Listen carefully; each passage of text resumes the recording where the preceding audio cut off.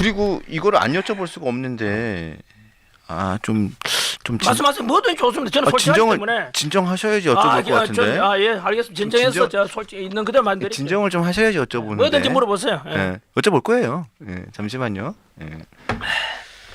친구분이 절친이셨던 친구분이 나 이 방송 오면은 네네 지금 난립니다. 그러니까 절친이셨던 친구분이 뭐 쓰레기라고 말씀을 하셨다고 하시는데 근데 본인이 밝히셨어요. 김호창 업스터디 대표 이분 맞죠? 예? 근데 왜 그래요? 이분 왜 그러신 거예요? 좀 사실은 마음이 무겁습니다. 왜냐하면 그 친구가 그러지 않길 바랬는데 그또 공개적으로 전환기를 뭐 쓰레기다 참 뭐 이런 표현은 극단적인 표현이지 않습니까?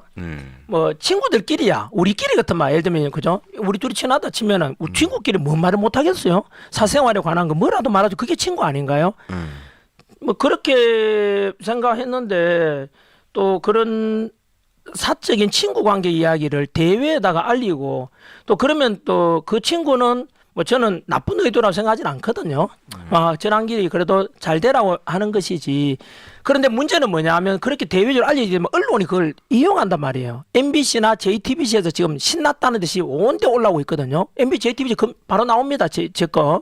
전환길 쓰레기다. 완전 인격적인 모독이 이렇게 있잖아요. 보도에 대해서 첫 번째 저는 친구로서 뭐 친구 사이에 사생활은 진짜 뭐라도 말할 수 있죠. 하지만 대외적으로 공개해버리게 되면은 전환길이 완전히 지금 좀 부끄럽거든요. 좀 쑥스럽지 않습니까? 참 좀 마음이 무겁고요. 그럼에도 불구하고 뭐 이 친구는 저랑 정치 성향은 좀 다르거든요. 뭐 다르지만 그 친구가 정치 성향이 달랐지만 저는 그래도 친구니까. 그죠? 친구잖아요. 정치는 다를 수 있잖아요. 존중하고 그걸 한 번도 제가 대외적으로 내 친구는 정치 성향이 어떻다 이런 말 할 필요 없잖아요. 그런데 그럼에도 불구하고 이번에 참 공개해버린 거예요. 본인이 공개해버렸잖아요. 네, 그래 저도 그럼에도 불구하고 또 제가 잘 되기를 또 바라는 충고하는 뜻이라 저는 그렇게 생각하겠습니다. 근데 본인께서 그냥 본인 SNS에 본인이 공개를 해버렸잖아요. 네, 뭐 제가 뭐라고 하겠어요? 안 그래요? 그 친구 보고 야, 니 왜 그랬냐? 그 이후에는 이건 아니지 않냐? 그 이후에는 뭐 개별적으로 연락을 해보신 적은 없고요.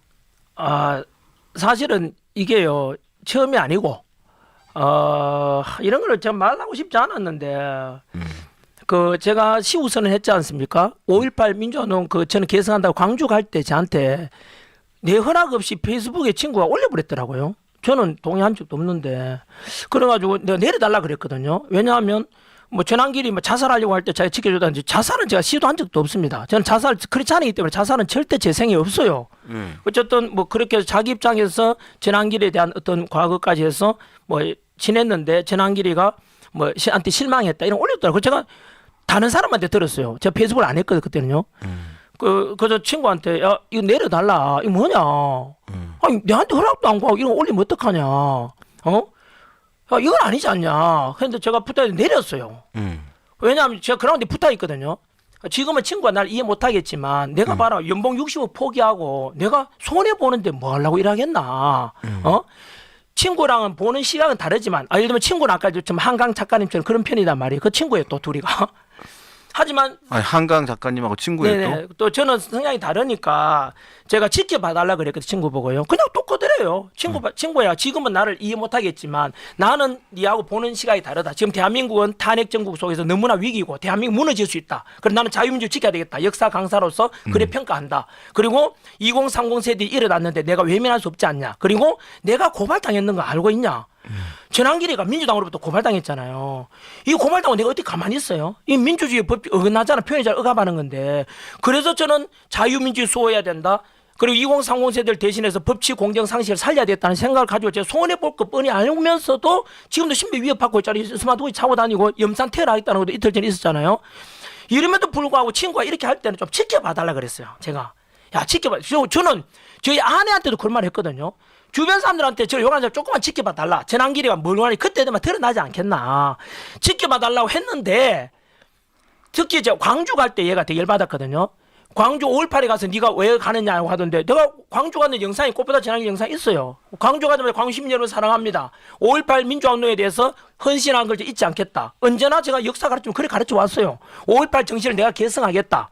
우리가 민주화해야 된다. 늘 그렇게 주장했거든요. 그런데 저보고 하여튼 뭐 쓰레기라고 제가 좀 어쩌고 좀 극단적인 표현 쓰더라고요. 그래서 제가 하여튼 좀 기다려봐달라 했는데 뭐 어저께인가 그저께요 언론에다가 이것을 다시 공개해가지고 저 참 난감하거든요. 그리고 제가 뭐라 하겠습니까? 친구 사이 이런 일이 있는 걸 가지고 제가 이걸 뭐 참 부끄럽습니다. 그래서 저는 또 모든 것이 그럼에도 불구하고 내가 부족해서 그런 거 아닌가, 내가 부족해서 그렇지 뭐라고 생각합니다. 그럼 개인적으로 이후로 연락을 하신 적은 없고요. 이제 뭐 하겠어요. 이제 지금 다시 카톡 보내서 야, 니 왜 그랬냐? 아니 그건 아니지 않냐? 친구끼리 있는 일을 그래 공개하면 어떡하냐? 그건 아니지 않냐라고 해야 될 건데 굳이 그럴 필요 있겠습니까? 본인도 신념이 있을 건데. 그럼 그 친구를 저는 존중합니다. 그래서 저는 언론에서는 저를 막 분열시키라 이렇게 이간하려 하지만 저는 친구한테 원망은 그러지 않습니다. 그냥 나중에 되면 그때 또 용서할 수 있잖아요. 한기라 그때 좀 미안했다. 실수할 수 있다고 생각해요. 저는 지금도 똑같거든요. 탄핵 반대하는 쪽에 있는 사람도 있고 찬성하는 쪽이 있잖아요. 제가 찬성하는 쪽을 저주하느냐? 절대 그렇지 않습니다. 저는 탄핵 찬성하는 사람과 반대하는 사람은 현재 비상계엄과 탄핵을 보는 시각이 다르잖아요. 보는 시각이 왜 다르냐에 따지면 언론에서 보도하는 걸 사람은 자기가 아는 것만 가지고 판단하잖아요.